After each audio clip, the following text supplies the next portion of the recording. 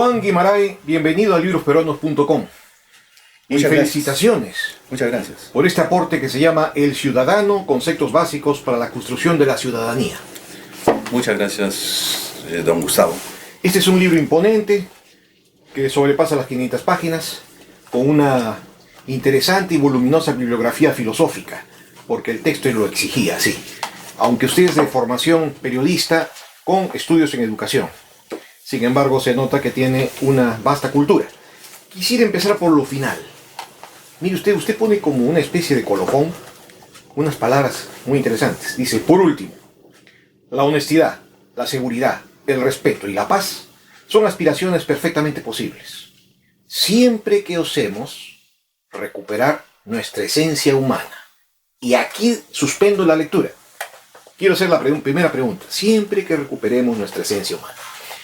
Esta conclusión suya, que viene a ser algo así como la sinopsis, como coger en un puño lo que usted quiere desarrollar en estas 500 páginas, es confrontacional, esta visión esencialista, frente a la filosofía que ha predominado en casi toda la modernidad, frente al siglo XX que ha sido nietzscheano, de una destrucción arrolladora de los valores, frente a un ambiente nihilista, campeante y alegre de la filosofía posmoderna del siglo XXI. Entonces, si usted acá nos dice recuperar nuestra esencia humana, personalmente yo coincido con usted, pero una cosa es lo personal y otra cosa es el ambiente cultural. Culturalmente esto es rechazado. Van a decirle, este es un libro decimonónico, este es un libro que está anclado en una visión superada de la filosofía, aunque en filosofía no hay nada superado. ¿Cómo respondería usted ante esta objeción de los que detestan la visión esencialista? Bueno, yo creo que, mi estimado Gustavo, podrían detestar a aquellos que no quieren progreso de la humanidad, ¿no? Porque el libro esencialmente aborda el progreso humano, o sea, como seres humanos, como la parte superior de Homo sapiens, que en lugar de evolucionar, hemos ido involucionando. Y esto lo dice en su libro don Marco Aurelio de Negri, basándose en las investigaciones hechas por un inglés.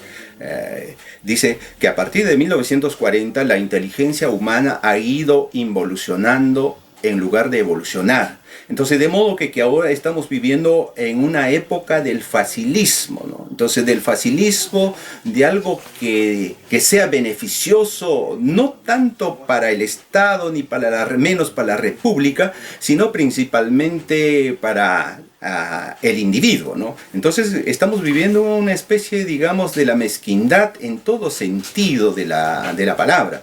Y por tanto, el libro propone principalmente desarrollar la esencia humana partiendo desde tres ejes principales: la lógica, la ética y la estética. Todo lo que nos pueda guiar, y usted lo sabe como estudioso de la filosofía, usted lo sabe, todo lo que nos pueda guiar para el bien de la comunidad, para el bien de la patria, de la nación y de la familia, tiene que partir de esos tres elementos fundamentales que son la lógica, la ética y la estética. Muy bien. Aquí el diálogo se va a volver más interesante, porque esas tres sentadas son hartamente problemáticas en la filosofía contemporánea. Vayamos a la lógica. Para entender su libro, obviamente, uno no tiene que romper con la lógica aristotélica, la lógica clásica que nos enseña. Uno tranquilamente puede entenderlo con esa lógica. Sin embargo, la lógica contemporánea es una lógica no solamente clásica, sino ha experimentado una explosión de las lógicas. Y por lo tanto pueden también preguntarle por qué usted no ha considerado otro tipo de lógicas. Bueno, yo he considerado de la lógica clásica, puesto que, como entendemos, que es la teoría de la deducción. Y la deducción, tan sencilla, nos lleva a decir que las cosas que nuestra razón no rechaza son las más correctas, ¿no? Entonces, sobre eso está basado el libro y por tanto no había necesidad de abordar. Y aparte de eso, como este libro está escrito para todos los lectores o de lectores de todos los niveles, entonces de modo que tenía que ser de lo más sencillo posible para que lo puedan entender. Claro. Ahora, el texto es realmente una atracción, ejerce una especie de gravitación para toda clase de lector, sobre todo para los que hacen filosofía de la cívica, filosofía ética, para los que hacen incluso estética. Tiene un interés muy particular el texto.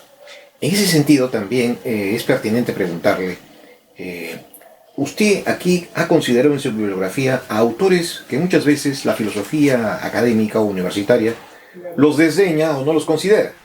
En el caso, por ejemplo, de Cabellar o de Samuel Aun Weor. Bueno, sí, ¿no? sí. Eso viene digamos, que hasta el momento a esos autores no se le ha tomado en cuenta porque generalmente abordan temas estrictamente metafísicos, ¿no? Entonces casi la academia está considerando actualmente en el mundo, no solamente en el Perú, sino en el mundo, solamente los autores que tengan que ver con, digamos, con una cultura filosófica, que esté vinculado también pero a la metafísica, pero que no entren a otros aspectos que tengan que ver como, digamos, con asuntos metafísicos que están fuera, ¿no? ¿Y por qué? Mire, yo estrictamente no he tomado el libro, solo que, mi estimado Gustavo, me entenderá usted, como el libro es resumen de todas mis ideas, mis pensamientos y de las lecturas que he tenido. Y por tanto, pensando que probablemente pueda haberse filtrado un pensamiento de este autor, entonces se incluyó para que en algún momento nadie me salga a decir que este libro ha sido, ha sido copiado o se ha pirateado el texto, ¿no? Por eso se han incluido los autores diversos con quienes he tenido contacto. Pero que la mayor parte del libro es parte casi, digamos, del razonamiento, del pensamiento y la idea mía, pero sin embargo están salpicadas de algunas ideas de otros autores, ¿no? Efectivamente, el libro tiene una lectura bastante fluida, no es interrumpida con citas, no es interrumpida con notas, y se puede leer como si fuera una novela. Así es. En ese punto de vista es un logro del estilo del autor. Otro aspecto interesante que usted mencionó, aparte de la lógica y el uso de autores orientales, es el aspecto de la ética. Somos hijos del siglo XX y el siglo XX ha sido un siglo traumático, un siglo quizá el más antihumanista que ha habido. Las dos guerras mundiales, la bomba de Hiroshima y todo lo que vino después, no ha sido más que lo que denunciaron los filósofos existencialistas respecto a que hemos vivido la destrucción de la razón. Entonces la pregunta también que después de leer el libro cae por su propio peso es ¿cómo usted vuelve al uso racional? ¿Bajo qué parámetros cuando vivimos un mundo sin certezas? Precisamente por eso, mi estimado Gustavo, el problema es que nosotros como que nuestra evolución como seres humanos en la búsqueda de nuestra esencia se había interrumpido. Y se había interrumpido justamente porque la academia no es capaz de, digamos, en la academia no hay gente que pueda pensar y razonar y por qué estamos mal. Generalmente cuando se presentan los problemas se combaten las consecuencias, pero no las causas. Y este libro aborda las causas. Y principalmente por eso la base de este libro, porque los otros son, digamos que se suman al desarrollo del tema principal, que es la ciudadanía, ¿no? Entonces el problema del libro en sí que trata es en el capítulo, si bien recuerdo, ese capítulo 11, sobre la ciudadanía. En función a la construcción de la ciudadanía giran todos estos temas que complementan precisamente porque hay un vacío en la academia que no han abordado, las universidades no están abordando, no están creando ideas, no están pensando y están buscando otro tipo de publicaciones y precisamente a raíz de eso nace este libro, ¿no? Muy bien, entonces vayamos ahora a la ciudadanía. En el Perú lo que más llama la atención es el falta de respeto a la ciudadanía. Aquí la ciudadanía, el ciudadano se siente la última rueda del coche. Y precisamente porque no tiene ciudadanía. Porque hay tres conceptos para la ciudadanía, ¿no? Una ciudadanía que normalmente saben los abogados y por cultura general, que es la ciudadanía que una persona asume llegando a los 18 años, que es la ciudadanía en términos jurídicos, que nace de los principios de ius soli, ¿no? Que es derecho al suelo, y ius sanguinis, derecho a la sangre, ¿no? Entonces, bueno, desde ese punto de vista, a los 18 años todos se consideran ciudadanos, ¿no? Y la otra ciudadanía que viene a ser es la ciudadanía que nace como una especie de gentilicio, que las personas basta que vivan en una ciudad, ¿no? Entonces se consideran ciudadanos. Y de esas dos ciudadanías se habla en las universidades, se habla en todas las reuniones, en todos los trabajos que se hacen, a veces se conversa sobre la ciudadanía y no se desarrolla qué tipo de ciudadanía es lo que nosotros requerimos. Entonces ahí justamente el aporte del libro está en que nosotros queremos construir una ciudadanía como cualidad, ¿no? Como cualidad. ¿Y cómo es construir la ciudadanía como cualidad? Ejerciendo nuestros deberes, en primer lugar, para reclamar nuestros derechos. Como resultado del cumplimiento de nuestros deberes, de nuestras responsabilidades, arroja los derechos, porque con una persona con deberes, que respeta los deberes de otros, está automáticamente respetando los derechos de otros. Y cuando todos seamos ciudadanos, respetaremos más nuestros deberes y cumpliremos con nuestros deberes, y como resumen y como resultado será respeto a los derechos y los otros que respeten nuestros derechos. Entonces, esa parte es justamente ni la escuela, ni el colegio, ni la universidad está desarrollando. Esa ciudadanía como cualidad que nace de la observación, del cumplimiento del deber, del respeto a los demás, de la concienciación de uno mismo, de la autocrítica de uno mismo. Esa es la ciudadanía que trata de construir este libro, y en base a eso gira todos los temas. Imagínese usted, señor don Gustavo, mire, si nosotros en el Perú fuéramos ciudadanos todos, con todo lo que acabo de escribir, no tendríamos el problema que estamos teniendo en estos momentos. No tendríamos. Porque el ciudadano es consciente de su familia, consciente de su ciudad, consciente de su país, consciente de su patria. ¿Y nosotros somos conscientes de eso? No. Lo que usted acaba de decir, en el mundo hemos desarrollado todo, pero menos la esencia humana, menos la ciudadanía. Y eso es lo que precisamente nos falta. Y eso es lo que tenemos que construir a partir desde la escuela, ¿no? Desde la escuela. Imagínese usted que hasta hace unos casi 20 años, hasta más o menos hasta 1995, teníamos un curso de filosofía, un curso muy importante en quinto año de secundaria, ¿no? Entonces los chicos no pensaban, pero cuando llegaba al quinto año todos estaban preocupados porque venía el curso de filosofía, pero como ellos no sabían qué cosa es filosofía, entonces pensaban que filosofía es tremenda cosa, que no es inentendible, ¿cómo vamos a pasar de grado? Pero sin embargo, con la filosofía y la lógica, los chicos empezaban a razonar, a pensar, a cuestionarse, incluso a empezar a cuestionar sus propias existencias y la existencia, digamos, del medio, de la familia, hasta de los profesores. Pero resulta que fue eliminado, ¿no? Con un pretexto de que eso fomentaba, digamos, la subversión, y en época del presidente Fujimori fue eliminado. Y por tanto los chicos ya no piensan, o sea, ya no saben qué cosa es filosofía, no saben razonar, o sea que la escuela en estos momentos no les enseña a pensar, no les enseña a razonar, no les enseña la moral, no les enseña qué cosa es la belleza. Por eso que hace poco escribió don Mario Vargas Llosa, estamos viviendo la era del mal gusto. Imagínese usted, si alguien no sabe de estética, ¿cómo puede tener el buen gusto? Y recordando un poco la Universidad Católica, cuando se fundó la Universidad Católica, lo primero que empezaron es con la facultad, no era facultad, sino Estudio General de Ética. Con eso empezaron, ¿no? Sí. Pero imagínese usted hablar de ética en cualquiera de las universidades, o de la lógica, ¿no? Claro. Efectivamente, eso está sucediendo, pero suceden cosas más graves que merecerían un comentario de su parte. Vivimos, a parecer de muchos tratadistas, no solamente una sociedad democrática, sino vivimos una etapa postdemocrática, en el que la democracia se está tribalizando.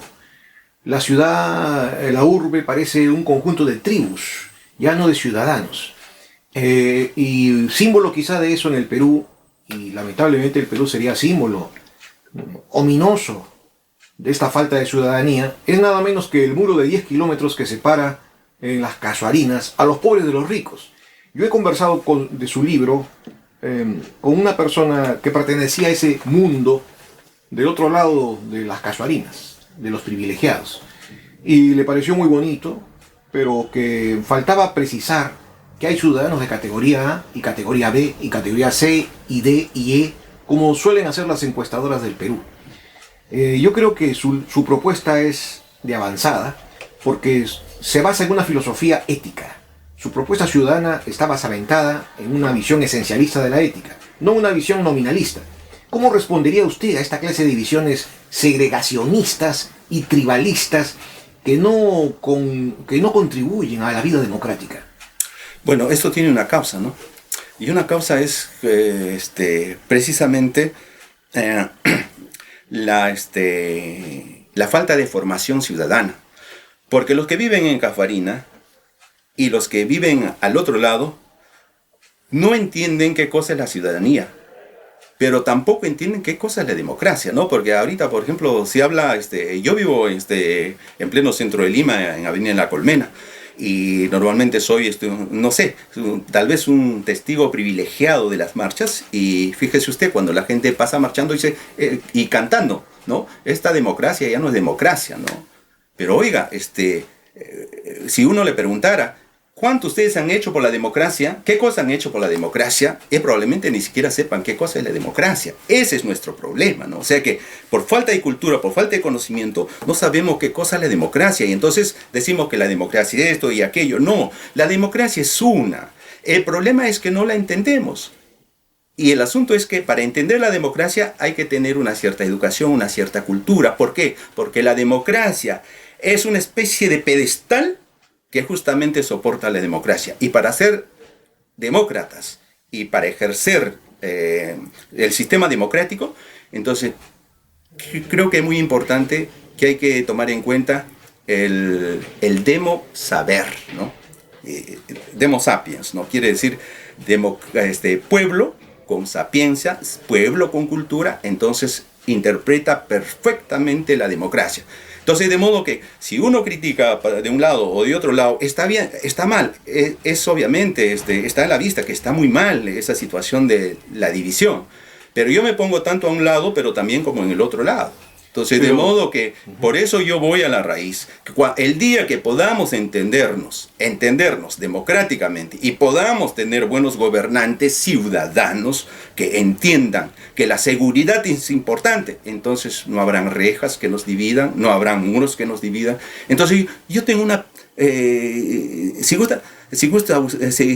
le gusta, un poquito de utopía, ¿no? Esa es mi utopía. O sea que construir al ciudadano para que todos esos muros, esas rejas que nos dividen, que ahora hay por todas las calles rejas, pero por un asunto de seguridad. Yo no estoy de acuerdo, pero hay gente que quiere cuidarse de esa forma. Y ese muro ha sido construido precisamente también por eso. No lo justifico no la justifico la construcción, pero el problema es que asuntos de seguridad, ¿no? Claro. No obstante, hay que atender a aquellos que piensan que el problema no solamente es de sabiduría de la democracia, sino es que es de algo mucho más fundamental, es de la división de clases.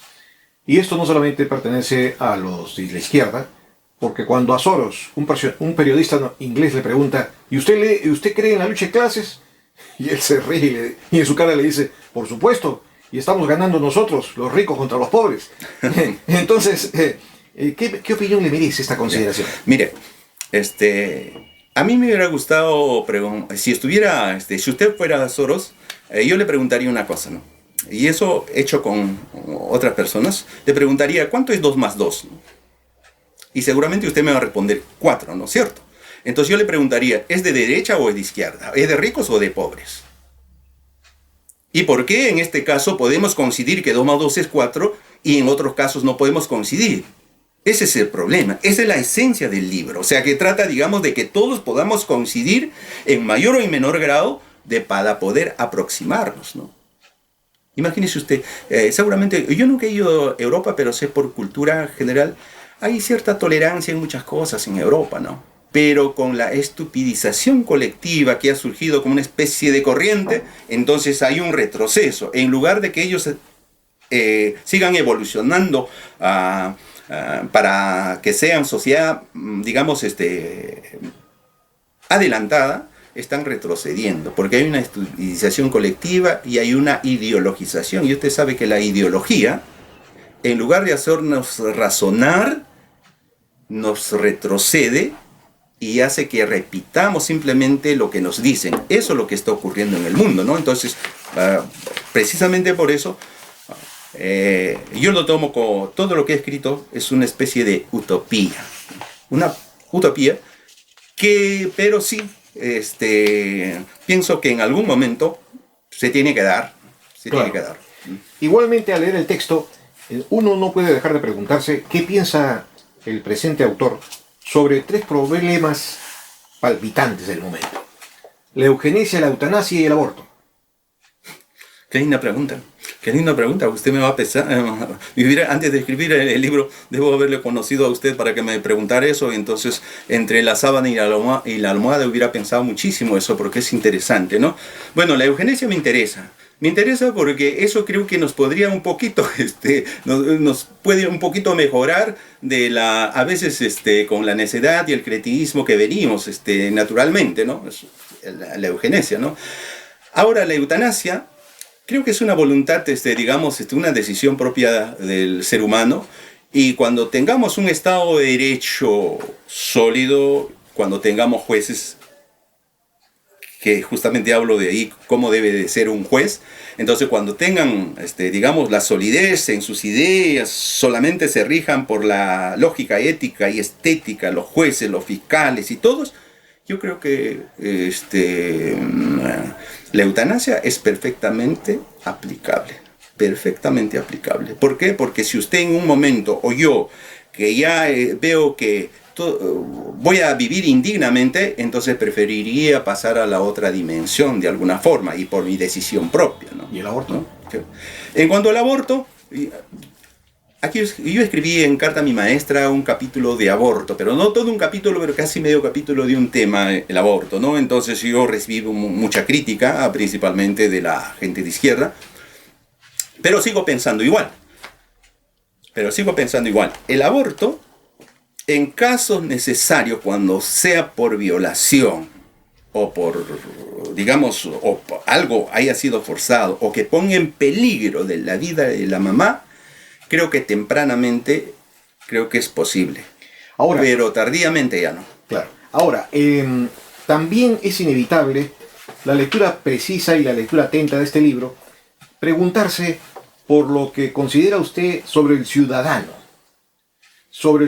feminista, la ciudadana feminista, que ahora quiere sacar adelante el lenguaje de género y el tercer feminismo que ha llegado al extremo de pensar de que ya no hay mujer. Así como no se debe hablar de hombre, tampoco hay que hablar de mujer. Y tampoco hay que hablar de sujeto. Cada quien construye culturalmente lo que se le viene en gana y lo que se le antoja. ¿Qué opina usted de esta cosa? Bueno, yo creo que es una deformación, ¿no? Nosotros tenemos bases sólidas en cuanto a la estructura incluso del idioma, y se está tergiversando, y por otro lado, esa es una ideología, ¿no? Entonces, de modo que toda ideología puede albergar cosas positivas, pero generalmente creo que alberga más cosas negativas, ¿no? Porque yo creí en el feminismo, por ejemplo, en el surgimiento del feminismo creí y creo, porque el feminismo surge de la lucidez, de la brillantez, ¿no? De la investigación, y no aparta estrictamente o no agrupa a las mujeres, ¿no? Sino que lucha por todos los derechos, incluido principalmente la condición de mujer, ¿no? Pero últimamente lo que ha aparecido pues un feminismo vulgar, un feminismo que quiere deformar la gramática, que quiere deformar el idioma. Yo la verdad que no estoy de acuerdo con eso, ¿no? Porque imagínese usted, hay muchas palabras que si nos pusiéramos a escribir un libro en estos momentos con esas pautas del feminismo y con la ideología de género, probablemente de aquí a 10 años, los lectores de 10 años no puedan entenderlo, ¿no? No puedan entenderlo porque todo estaría deformado, ¿no? Entonces, eso es lo que yo, no, por tanto, por eso que yo no acepto, ¿no? Efectivamente. Hay un capítulo muy interesante que usted no descuida y que va a ser muy buscado por las modas que se somete a la sociedad democrática, que es el ciudadano homosexual. Y allí usted le da una atención muy cuidadosa. ¿Qué opina usted de este punto tan espinoso de la sociedad actual? Bueno, yo creo que si uno revisa las páginas del libro que llaman las Sagradas Escrituras o la Biblia, uno puede encontrar allí que desde años, digamos, de la aparición del propio ser humano existía pues hombres afeminados. Pero no eran tan comunes como ahora, ¿no? Y ahora como que se ha asumido como una especie de moda. Entonces, frente a eso es inevitable, pero bueno, pues serán gustos de cada persona. Lo cierto es que yo conduzco a que ellos, o sugiero que ellos se inserten al mundo del ciudadano, con todas las responsabilidades, sin escándalos, ¿no? Sin escándalos, así como usted, como las damas, como todos, vivir la ciudadanía con todo respeto, cumpliendo sus deberes y derechos, y finalmente estamos insertados en un mundo, digamos, civilizado. Eso es lo que yo sugiero, ¿no? Pues no estoy contra ellos, ¿no? Contra ellos, ¿no? Sino simplemente sugiero cómo debieran de ser, ¿no? Ahora, sobre la nación, es un tema clave en su texto. Y sobre la nación, es bien conocido que existe una tendencia dentro de la filosofía andina, o sea, no es la filosofía andina en total, sino dentro de ella, existe una tendencia que trata de darle un sesgo racista, no racialista, sino racista. Y esto es peligroso porque ya entonces se estaría configurando una nación cuasi totalitaria, que estaría marginando a lo que en la mayoría dijo Arguedas que somos mestizos. ¿Qué consideración le merece? Bueno, yo creo que eso parte también de una idea equivocada, ¿no? Y a raíz de esto yo quiero comentar algo que pasó en Ecuador, ¿no? Porque ahorita Rafael Correa seguiría siendo presidente de Ecuador, pero por un comentario justamente de la gente de, digamos, del Ande o de Ecuador profundo, en muchas cosas no tenía razón. En muchas cosas tenía razón, pero en algunas cosas que no tenía razón. Entonces, ese le costó la división de la izquierda en Ecuador, ¿no? Entonces, eso es lo que está pasando aquí en el Perú. Entonces, hay gente que con poca cultura, con poca reflexión, con poca meditación sobre el país en su conjunto, entonces se aventuran, digamos, dividir pues ideológicamente, y eso es obviamente peligrosísimo, ¿no? Peligrosísimo, porque el Perú como nación o como país es uno solo. Lo que tenemos que tratar es de integrarlos, integrar a todos, ¿no? Integrar como seres humanos. No hacer, digamos, no hacer valoraciones por un asunto de dinero, por un asunto de color de la piel, por un asunto de procedencia, ni por la creencia religiosa ni política, sino como ciudadano. Y eso es lo que nos falta. Justamente a raíz de esto comentaba con un amigo respecto de las tendencias que existen en el país, como también en otros países. Por ejemplo, se acordará usted, últimamente en el Perú también hubo una idea, salió una idea de construir un país altiplánico, o un país que hagan una alianza entre los que viven cercanamente con Bolivia. Un país quechua, por ejemplo, ¿no? Entonces, generan un separatismo inútil que nos conduciría, o principalmente a ellos, al subdesarrollo. ¿Y sabe por qué? Por una razón. La gente no piensa que el idioma es lo que nos une. El idioma es el instrumento del desarrollo finalmente. Porque si vemos más allá un poco en términos de amplitud, veamos a Brasil. Los brasileños hablan portugués. Entonces, en primer lugar, para entrar en contacto solamente con Latinoamérica, tienen que aprender el español o el castellano. Y luego, para comunicarse con el mundo, tienen que aprender inglés. Entonces, si nosotros diéramos, digamos, nos dejásemos llevar por esos separatistas, nacionalistas o divisionistas, bueno, quedaríamos al contrario como un país más subdesarrollado, porque ya conversé con la gente que, por ejemplo, habla aymara, habla quechua. Entonces, que ellos quieren, por ejemplo, que en el Perú se hable quechua, que en todas las escuelas se enseñen, pero yo no estoy de acuerdo. ¿Sabe por qué? Porque no hay ninguna tecnología, en primer lugar, por ejemplo, una computadora en quechua, en aymara, no sé si habrá.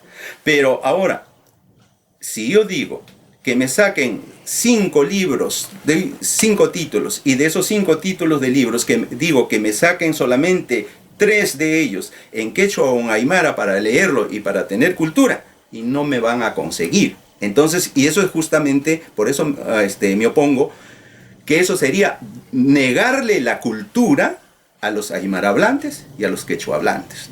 Ahora bien, en el capítulo 35 usted habla el ciudadano cristiano. La pregunta de los que no son cristianos, e incluso son ateos, es ¿por qué al ciudadano cristiano y no al creyente o no creyente, o al ciudadano y su libertad de conciencia? Bueno, como usted verá, son temáticas que por capítulos que se ha incluido, entonces ese capítulo va estrictamente a los ciudadanos cristianos, ¿no? Y que finalmente son creyentes, ¿no? Entonces, ¿por qué? Porque para los otros que no son creyentes, ahí están las leyes naturales de acción y consecuencia, de causa y efecto, ¿no? Está destinado estrictamente para los ciudadanos cristianos. ¿Y por qué? Porque resulta que, como usted sabrá, el Perú está llenándose de de muchos templos o iglesias o capillas de diferentes creencias religiosas cristianas, ¿no? Entonces, pero sin embargo, lo que van a las iglesias no están desarrollando el verdadero cristianismo. O sea que ahí lo que yo digo es que el cristianismo no es un asunto, digamos, estrictamente solamente de fe, sino es de acción principalmente, ¿no? Y eso es lo que no están cumpliendo los cristianos. Más van a golpearse al pecho, hablar de la fe, repetir lo que dice la Biblia, pero sin acciones concretas. Entonces lo que reclamo de parte de los cristianos es esa, acciones concretas, ¿no? Así, y por eso pongo de ejemplo en el ciudadano cristiano a Pablo. Y usted sabe que Pablo nunca le conoció a Cristo. Jesús ya había muerto cuando Pablo se convirtió en el cristianismo. Por eso, antes de que Pablo se convirtiera, le llamaban también nazarenos, ¿no? Pero Pablo, usted sabe también seguramente que Pablo estudiaba para ser el juez, el monarca de la ley, estudiaba el Sanedrín, ¿no? Y por eso que Pablo era muy ilustrado. Y precisamente Pablo es el que añade al cristianismo mayores conceptos, mayores nociones, y el cristianismo se alimenta de Pablo, porque uno de los pensamientos de Pablo que se incluyó en el cristianismo es precisamente el hombre lo que siembra cosechará, ¿no? Y eso no es estrictamente de Cristo, es de Pablo, ¿no? Otro aspecto que llama la atención, y esto me lo hizo notar mi nieta, es que usted habla del ciudadano policía, político, profesor, recepcionista, sereno, taxista, etcétera, etcétera, chofer, etcétera, etcétera. Pero ¿por qué no dedica un capítulo al ricachón? Ah, bueno, es una buena observación, mi estimado Gustavo. Yo próximamente debo de agregar no solamente eso, sino que hay 2, 3 o algo más de capítulos que se debe agregar al libro, que sí faltan, pero no ha sido voluntariamente, sino involuntariamente, ¿no? ¿Sí? ¿Y ¿Sí? usted cree que debía haber incluido el ciudadano empresario, ¿no? Claro. Ajá. ¿Y usted cree que esta omisión involuntaria, que va a ser rectificada según lo que acaba de expresar, puede haber influido en el enfoque general del libro? No lo creo, porque ha sido un asunto involuntario, y aquí tampoco habría rectificación, sino añadidura. A ver, lo que habría que es añadirlo, ¿no? Entonces, y creo que es una buena observación, ¿no? Una buena observación, habría que añadirlo. Por ejemplo, ahí no está el ciudadano sociólogo, el ciudadano psicólogo, no está el ciudadano empresario, y tampoco está ciudadano ingeniero, ¿no? Entonces hay capítulos por añadir, ¿no? Claro. Una pregunta para terminar. ¿Cómo no? Su libro tiene un énfasis especial en un tipo de virtud ciudadana, que es la honestidad. Lo cual es muy llamativo porque el Perú lamentablemente ha ostentado el vergonzoso récord de haber tenido 5 presidentes involucrados en tráfico de influencias, enriquecimiento ilícito y otra clase de tropelías que son un saqueo del erario público. Entonces, el libro no deja de ser irónico, no deja de ser puntilloso frente a un gran defecto nacional. Una persona muy humilde me comentaba: ¿cómo quiere que yo sea honesto, señor? Si los de arriba no nos dan el ejemplo. Y a mí me queda para subsistir ser la deshonestidad como ellos. Si no me hundo en la pobreza. No tengo ni seguro social, no tengo ni protección médica, no tengo nada más que mis propias fuerzas y mi propia salud para vivir. ¿Cómo quiere que sea honesto? ¿Qué le respondería a unas personas que así le argumentarían? Bueno, lamentablemente sí, y ese señor tiene toda la razón. Y yo creo que primero le doy la razón a ese señor en partes, ¿no? Pero aquí lo que yo voy es a la causa. ¿Por qué ese señor está en esa condición? Porque desde la fundación de la República nosotros nunca tuvimos una política demográfica, por ejemplo. Y siempre fue el centralismo y siempre fue gobernado por la gente que no pensaba en el país en su conjunto como una unidad geográfica, sino como una gran empresa. Y eso usted debe de saberlo hasta 1968, por ejemplo. Habían dueños del Perú, ¿no? Entonces, y a partir de eso, pudimos haber tenido una política demográfica planificada para que todos tengamos por lo menos oportunidades y posibilidades de no estar en la condición de este señor, pero sin embargo el crecimiento demográfico generó esta situación, ¿no? Y frente a este problema, tampoco ha habido gobernantes que hayan podido, digamos, plantear salidas, ¿no? No ha habido. El problema es, mi estimado señor Gustavo, no estamos creando ideas, no estamos pensando. Nuestros políticos son los peores, ¿no? Los peores, los que quieren ganar para sí, para la familia y vivir una vida cómoda, pero no piensan en el ciudadano. Y por eso que estamos así, ¿no? Qué curioso. Lo que usted acaba de afirmar también lo sostienen los ciudadanos europeos respecto a sus políticos. Y en Italia dicen, por ejemplo, el ciudadano común y corriente dice corrotto político, corrupto, ¿no? Corrotto político. Parece que usted está tocando un tema general, que se ha vuelto global. El deterioro moral de la moral pública en las democracias o postdemocracias, sociedades occidentales, se ha convertido en una pandemia. Sí. Entonces su obra cobra mayor actualidad ante esta pandemia. Muchísimas gracias, Joan Guimarães, y lo esperamos ante otra importante contribución. Muchísimas gracias a usted, don Gustavo. Muy amable.